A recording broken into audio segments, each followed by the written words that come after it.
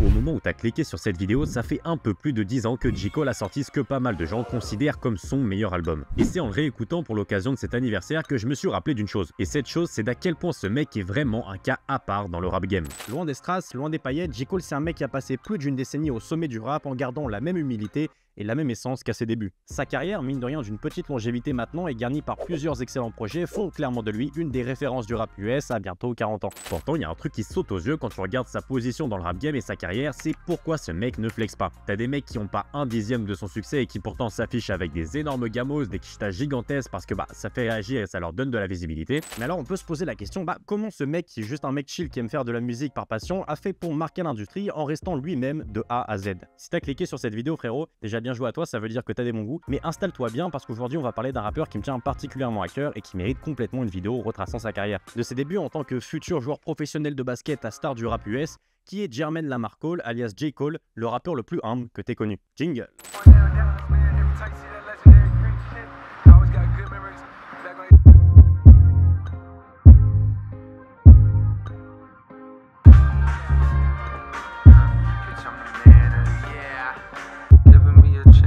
Special to somebody in the world where they not loving me.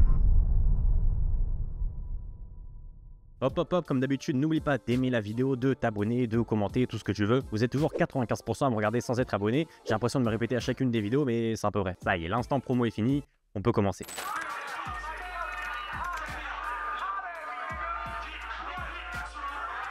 Tout commence le 28 janvier 1985 à Francfort, en Allemagne. Oui, t'as bien entendu, J. Cole, il est allemand, il est né là-bas et ça parce que son père, James Cole, qui était à l'armée, était stationnaire à Francfort. Il va y rester quelques années seulement puisque, pas de chance, rapidement ses parents vont se séparer et sa mère va partir avec Jermaine et son frère Zach s'installer en Caroline du Nord, plus précisément à Fayetteville.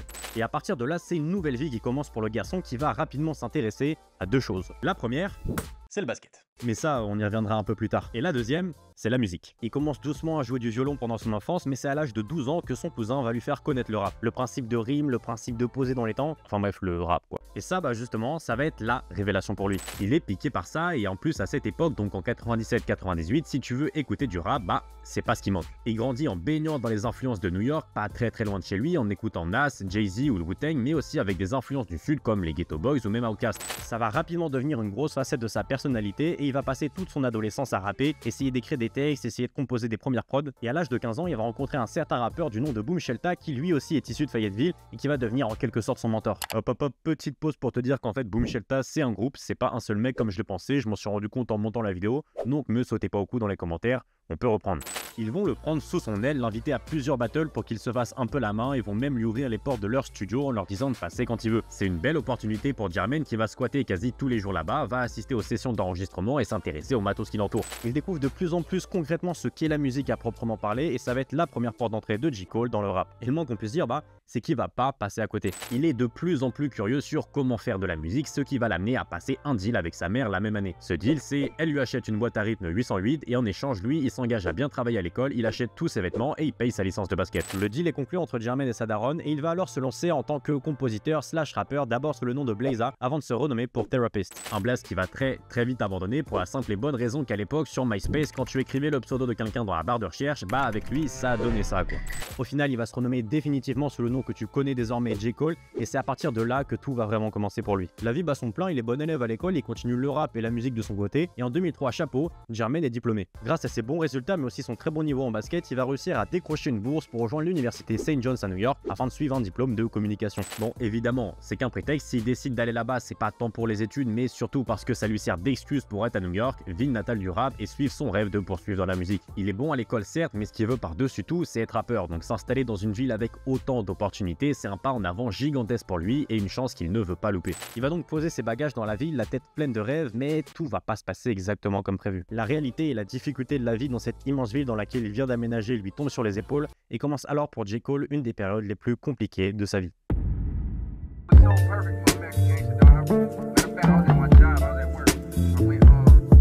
À cette époque, en 2003, donc, le beau-père de J. Cole, qui vivait avec sa mère, qui à ce moment-là était en Thaïlande, ouais c'est un peu compliqué, il a décidé du jour au lendemain de ne plus donner aucune nouvelle, laissant sa mère assumer seule un loyer qu'elle ne pouvait pas payer. Ça va amener sa maman à déménager dans un plus petit appartement et faire la rencontre d'un autre homme qui lui aussi va être néfaste pour elle, en l'incitant et en la plongeant à la consommation de drogue dure. Pas hyper fun tout ça. Cole, qui était à New York à ce moment-là, donc se retrouve à devoir jongler entre réussir ses études, payer ses propres factures, aider sa mère et gérer sa carrière musicale. Pour son âge, à ce moment, il a énormément de choses à gérer et beaucoup de pression sur les épaules et va vraiment commencer une des périodes les plus compliquées de sa carrière et même de sa vie globalement. Mais bon, heureusement, il en faut plus pour la battre, il va continuer à faire son bout de chemin. Il fait des open mic à droite à gauche, il saisit toutes les opportunités qu'il trouve et il y en a notamment une en 2006 qui va être un peu plus importante que les autres. Et cette opportunité, c'est celle d'être invité à une soirée privée du label Def Jam organisée à New York. C'est une aubaine de fou pour lui parce qu'à cette époque-là, depuis un an environ, le nouveau patron du label, c'est un certain Jay-Z. Non seulement c'est un idole d'enfance et une influence de fou, mais c'est aussi l'opportunité pour lui de pourquoi pas avoir un entretien avec Jay-Z s'il parvient à lui taper dans l'œil. Et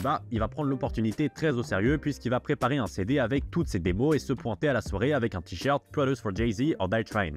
Je t'ai dit frère, il prend ça très au sérieux. Évidemment, tu l'auras capté, c'est une référence à Get Rich or Die Trying de 50 Cent et avec une strat pareille, il se dit qu'il est obligé qu'on le remarque. Et pas du tout, ça va être un flop gargantuesque, Jay-Z ne va même pas le calculer et notre Jermaine va rentrer bredouille de la soirée. C'est un premier gros flop dans sa carrière, lui qui pensait pouvoir taper dans l'œil d'une des plus grosses icônes du rap, il revient un peu à la case départ et sa carrière avance pas du tout comme il veut. Parce que ouais, mine de rien, ça fait depuis 2003 qu'il est à New York et qu'il essaye par tous les moyens de se faire connaître. Quand il a une opportunité comme celle de la soirée de Def Jam, Jay-Z lui donne même pas l'heure, sauf que là, on arrive en 2007. Le temps passe, il est diplômé, mais maintenant il a plus de bourse pour subvenir à ses besoins. Il a un petit job pour payer son loyer et remplir son assiette et encore c'est vachement limite. Heureusement pour lui, le proprio de son logement le logera plusieurs mois gratuitement et il prendra pas en compte ses retards de loyer. Mais ça, c'est une période pas simple pour lui avec pas mal d'échecs successifs et de désillusions qui vont vraiment mettre un coup à son moral. Et la cerise sur le gâteau de tout ça, c'est quoi?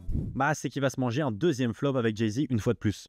Ah, je t'ai dit frère, il veut se faire remarquer. Et pour le coup, ça va pas louper puisque Cole, qui avait vraiment envie de forcer le destin, va attendre 2 heures sous la pluie à côté d'un studio où Jay-Z avait l'habitude de passer dans l'espoir de pouvoir le croiser. Il veut lui donner un disque avec les différentes prods qu'il a faites pour essayer d'apparaître sur son album American Gangster qui était prévu pour 2008. Il savait que tout n'était pas bouclé et qu'avec un peu de chance, il pourrait taper dans l'œil de son mentor et pourquoi pas faire une ou deux prods pour lui. Et même si ça marche pas, Jay-Z aura quand même sa démo sous le coude pour un autre projet un jour, qui sait. Et là, comme par magie, après 2 heures d'attente, Jay-Z débarque, Jermaine vient le voir avec son disque à la main. Et là, deuxième flop. Il bégaye comme un œil face à lui et sans même lui parler, la légende de Brooklyn lui fait comprendre qu'il ne prendra pas son CD et rentrera au studio, laissant Jermaine une nouvelle fois seul avec son disque. Ça va être un deuxième gros coup dur dans sa carrière et là il va commencer à vraiment se poser des questions sur son avenir et la suite de son parcours. Ça fait 2 fois que le destin lui envoie des signes avec ses interactions ratées avec Jay-Z, il voit ses potes d'école commencer à avoir un travail, ça fait 4 ans qu'il est à New York et que sa carrière a très peu avancé. À ce moment-là, il y a de quoi se poser des questions, mais heureusement il va pas abandonner et il va poursuivre son rêve jusqu'au bout. Il commence à avoir une petite commu sur MySpace, il sent qu'il tient un truc et il sent pour lui que c'est le moment de sortir son premier projet après plusieurs années de galère dans le rap. Il le prend un peu comme un tout pour le tout et se dit que de toute façon il a plus rien à perdre au point où il en est. Et arrive alors le 4 mai 2007 sa première mixtape,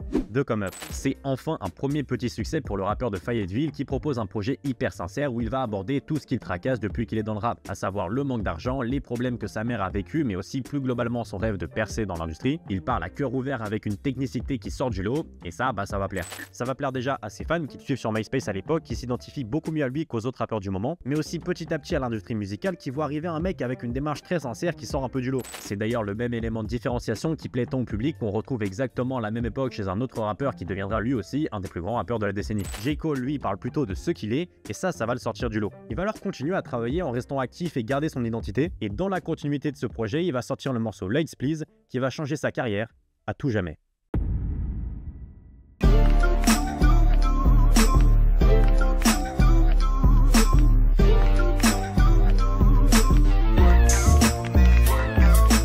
Après plusieurs années à s'être fait ignorer par l'industrie, la roue va enfin tourner pour J. Cole. Avec le morceau Lights Please paru en 2009, il va taper dans l'œil d'un mec bien placé dans l'industrie musicale, un certain Mark Pitts. Alors peut-être que le nom te dit rien, mais sache que ce mec-là, ça a été le manager de Biggie. Enfin bref, c'est un mec qui peut t'emmener loin dans ta carrière et te faire rencontrer pas mal de monde et c'est exactement ce qu'il va faire avec J. Cole. Il va prendre ses démos pour les présenter à un mec que Jermaine connaît bien et qu'il a pu rencontrer 2 fois depuis qu'il a commencé sa carrière de rappeur. Ce mec-là, il monte son propre label du nom de Roc Nation et il cherche quelques artistes pour lancer son projet et notre Mark Pitts va lui lâcher une petite reco perso en lui filant le CD de J. Cole. Tu l'auras compris, la boucle est bouclée pour le rappeur de Fayetteville. Ce mec en question, c'est Jay-Z. C'est un tournant de fou dans la carrière de J. Cole qui a l'opportunité de rejoindre un label émergent avec beaucoup d'attentes et tenu par un mec déjà bien en place dans ce monde-là à l'époque, et même mieux que ça parce que maintenant il ne travaille pas pour Jay-Z comme il le voulait, il rappe dans son label. Tout ça c'est bien joli, c'est une belle revanche certes, mais rapidement il va falloir se mettre au charbon. Ça y est, le poteau est enfin signé dans une structure solide, mais maintenant faut regarder devant soi et surtout plus dur que ça, va falloir faire ses preuves parce que des mecs qui veulent rentrer chez Roc Nation, il y en a un paquet. Dans ce coup de projecteur, J. Cole va sortir le 15 juin 2009 sa deuxième mixtape, The Warm Up. Et ce projet, c'est celui qui va vraiment changer énormément de choses pour J. Cole. Il peut enfin exprimer son plein potentiel avec des prods plus travaillés, du matos plus quali, et sans surprise, le grand public va commencer à découvrir le talent de dingue qu'il a. Jay-Z va vite capter qu'il a une poule aux œufs d'or entre les mains et il va pas le lâcher puisque un an plus tard, en 2010, J. Cole enchaîne avec sa troisième mixtape Friday Night Lights qui va mettre tout le monde d'accord. Que ce soit déjà par les streams, le projet va être téléchargé et stream plus d'1 million de fois sur DatPiff, qui était un site internet hébergeant pas mal de projets hip-hop de mecs émergents. Qui plus est, à l'époque, c'était un peu moins intuitif de consommer de la musique par internet, ce qui rend la chose d'autant plus impressionnante. Mais la mixtape met aussi tout le monde d'accord sur l'aspect qualitatif. Le rappeur de Fayetteville va vraiment mettre une claque au rap game et montre ce qu'il a donc vente au grand public. Il n'y a qu'à voir les notes qui sont attribuées à ce projet et même tout l'engouement qu'il y a eu quand il a remis ses premières mixtapes sur les plateformes récemment. C'est un projet grandement apprécié par les fans de J. Cole qui laisse bien transparaître son envie de percer dans le rap à l'époque. Donc là, pour résumer, J. Cole passe de total inconnu à mec le plus en vogue à New York à cette époque en un an seulement. Ça se concrétise de plus en plus pour lui et après ses deux premiers projets qui l'ont vraiment mis en lumière et sur le devant de la scène, le rappeur va prendre un peu de temps pour lui pour réfléchir à tout ce qui s'est passé. Non, je déconne, c'est pas vrai. Après avoir lâché 2 mixtapes en un an, le rappeur s'attaque à son premier album. Parce que ouais, c'est cool de lâcher des mixtapes avec des sons qu'il a coffrés de ses années à l'université, mais la dernière étape pour vraiment confirmer sa place comme artiste émergent qui va tout casser dans la décennie à venir, c'est de faire son premier album. C'est ce qu'il va faire en sortant le 27 septembre 2011 son premier album, Cold War The Silent Story. Et là, jamais 203, le projet va exploser tous les scores, même encore plus que ses deux premières mixtapes. Il va piquer en première place du Billboard 200 avec plus de 218 000 copies vendues à une époque où le streaming n'était même pas encore pris en compte. Des morceaux comme Workout ou Can't Enough en feat avec Trey Songz vont tourner sur toutes les radios et J. Cole devient clairement la nouvelle moula du rap game. On peut le dire, ça y est, J. Cole a percé, c'est fini les retards de loyer et Jay-Z a trouvé le mec qui va le faire becter pendant une dizaine d'années. Sauf que cet album, même si on compte un très bon succès commercial pour un premier album, il est loin de faire l'unanimité. Déjà par la commu de J. Cole qui le trouve vachement superficiel et pas forcément à l'image de qui il est réellement comme ce qu'il a pu montrer sur ses deux premiers projets. C'est plus le J. Cole qui galérait à boucler ses fins de mois et heureusement d'un côté, mais mine de rien il a beaucoup trop changé en si peu de temps et il devient un peu une caricature de lui-même. Mais l'album ne fait aussi pas l'unanimité pour J. Cole lui-même. À force de devoir assumer son début de succès et assurer sa place dans le rap game, chose qu'il a réussi à faire, et il a dû faire une concession sur sa démarche artistique pour plaire au plus grand nombre. Et ça Cole, il va le comprendre et plutôt que devenir un énième rappeur tombé dans les failles du showbiz, il va prendre toute l'industrie à contre-pied.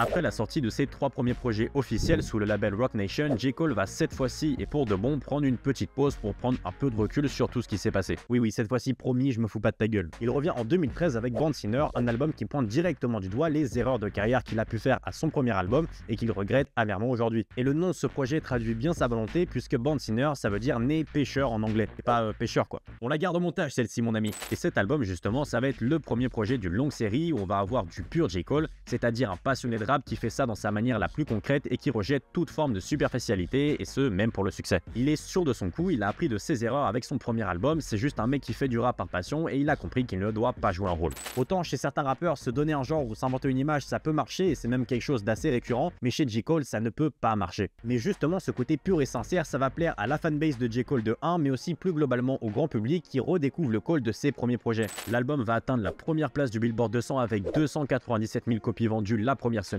et contient des petits bangers comme She Knows ou Power Trip. Avec ce succès, Cole prouve bien qu'il est possible de faire de la musique et de rencontrer un succès sans pour autant vendre son cul, mais il est loin de se douter que c'est pas avec cet album qui va le plus prouver cette philosophie. L'année suivante, le 9 décembre 2014, J. Cole va sortir ce que pas mal de gens considèrent comme son meilleur album, 2014 Forest Hill Drive. Et là va falloir qu'on en parle un peu en profondeur parce que crois-moi, il y a des choses à dire. J'en ai déjà parlé sur mon TikTok et sur mon Insta si jamais. Déjà, faut forcément mettre en avant le succès commercial de ce projet. Il va piquer en première place du Billboard 200 avec plus de 360 000 copies vendues dès la première semaine et être certifié triple platine, mais ça devient limite même plus impressionnant de le dire tellement J. Cole nous habitue à des scores pareils. Ce qu'il y a d'intéressant avec cet album, c'est toute la démarche artistique qui englobe le projet, qui est la même que sur son projet précédent, mais cette fois-ci d'une manière un peu plus développée. Là où il a fait Born Sinner pour entre grosses guillemets se repentir de sa période où il n'était pas vraiment lui-même, où il jouait un personnage, bah 2014 Forest Hill Drive, c'est vraiment cette volonté poussée à son paroxysme. L'album ne contient aucun featuring, juste J. Cole et ce dont il est capable sur 13 morceaux, la plupart produits par ses soins. Il parle de sujets hyper personnels qui sortent un peu du cadre de l'introspection classique, en parlant notamment de sa première fois sur le son Wet Dreams. Un rappeur aussi connu que lui qui vient de parler de ce genre de sujet intime, de la pression qui se mettait pour être à la hauteur, comme pas mal de gens qui passent par là, c'est non seulement du jamais vu, mais aussi à l'opposé total de ce qui pouvait se faire il y a 10 ans, où pour rapper, tu devais avoir une street cred et une shock value. Le titre de l'album et sa cover ne sont d'ailleurs pas anodins une fois de plus. Forest Hill, c'est littéralement l'adresse de la maison où il a grandi, et la cover a été shoot sur le toit.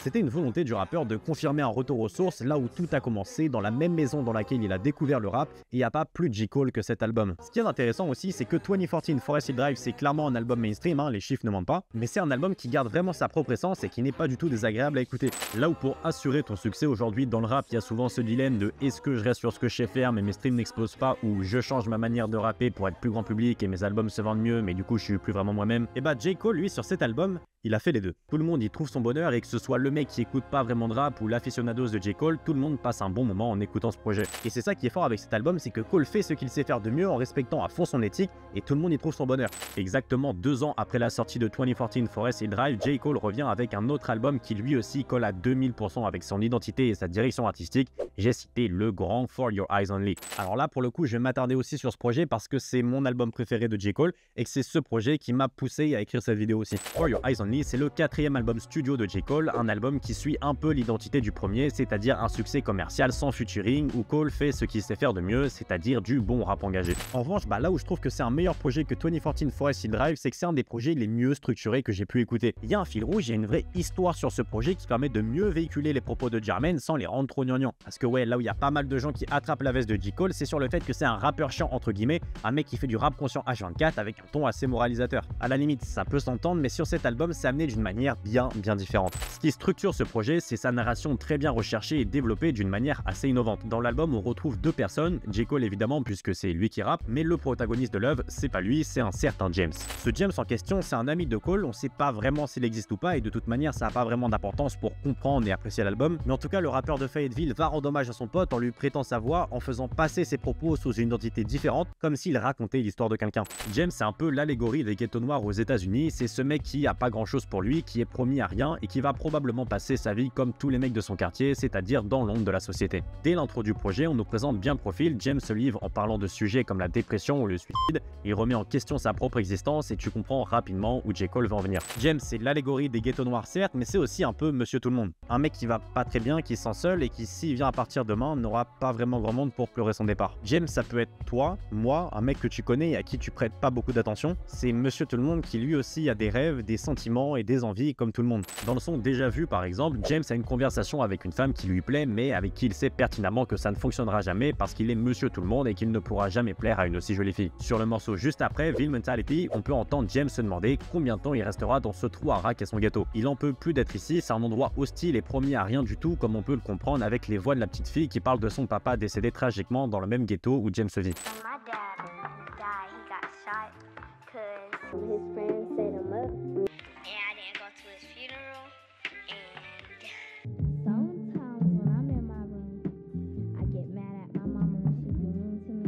Et d'ailleurs, pour l'anecdote, l'enregistrement de la petite fille, c'est une histoire vraie qui s'est passée à Fayetteville. Arrive alors après ce morceau, She's Mine partie 1 où James nous parle de la venue de sa propre fille. Ça y est, il a enfin rencontré l'amour, il a enfin un cadeau du ciel après avoir passé une existence vaine ignorée par tout le monde. Il nous parle du bonheur qu'il ressent depuis que la roue a enfin tourné pour lui. Mais dans le morceau suivant, Change, James décède de la manière la plus cliché pour un Afro-Américain qui galère dans son ghetto, c'est-à-dire dans un règlement de compte tué par balle.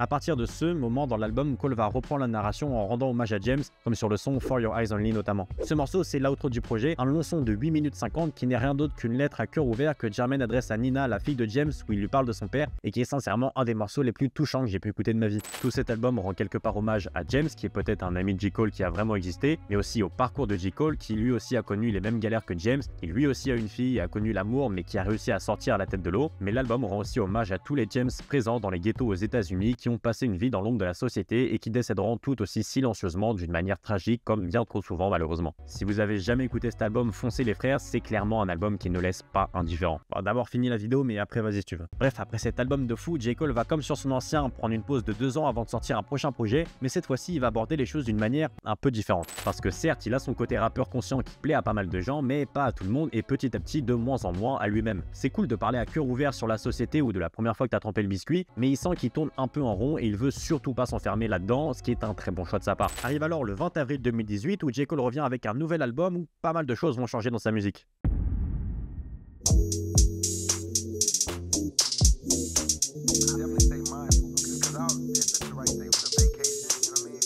Comme on vient de le dire, après 3 albums dont 2 très axés sur le côté rap conscient, pas de commercial ni de featuring, Jermaine se dit que ce serait pas mal de changer un peu la mayonnaise. Il veut s'ouvrir musicalement pour montrer de quoi il est capable au public et à lui-même sans pour autant tomber dans un cliché et jouer un rôle comme il a pu le faire sur son premier album. C'est un choix assez réfléchi et très appréciable de sa part de sortir de sa zone de confort et faire des choses dont il a un peu moins l'habitude, et le moins qu'on puisse dire c'est qu'il va très bien les faire. Avec K.O.D. paru le 20 avril 2018, donc on découvre ou du moins on redécouvre une facette de J. Cole de ses premiers projets, mais cette fois-ci d'une manière plus appréciable et mieux recherchée. Des morceaux comme Kevin's Heart ou K.O.D. montrent l'aisance de Jermaine sur des prods plus accessibles en rendant son album plus grand public. Et bah justement, ça va pas louper, le projet va encore une fois piquer en première position du Billboard avec plus de 397 000 copies vendues dès la première semaine, battant même un record de streaming sur Apple Music et Spotify en étant l'album comptabilisant le plus de streams le jour de sa sortie. À partir de K.O.D. donc Cole va commencer à ouvrir ses chakras et proposer des choses qu'il n'avait jamais faites auparavant. Il va collaborer avec des artistes qui commencent à faire du bruit comme 21 Savage ou Black, mais aussi avec des artistes plus établis comme Travis ou Young Thug,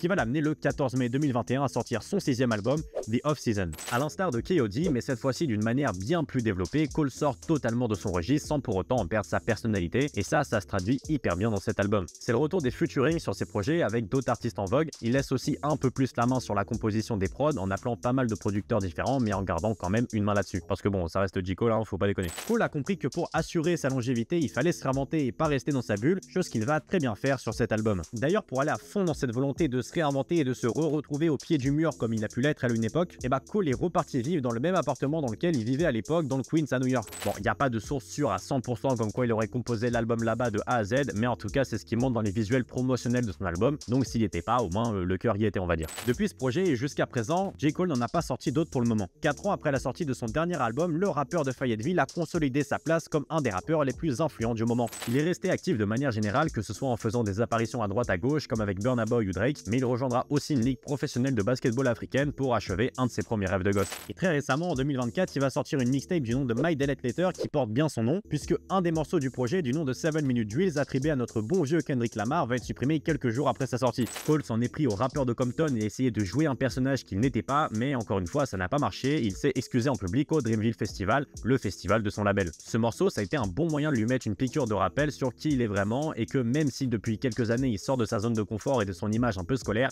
ça reste quand même au fond de lui J. Cole, un des rappeurs les plus humbles qu'on ait connus.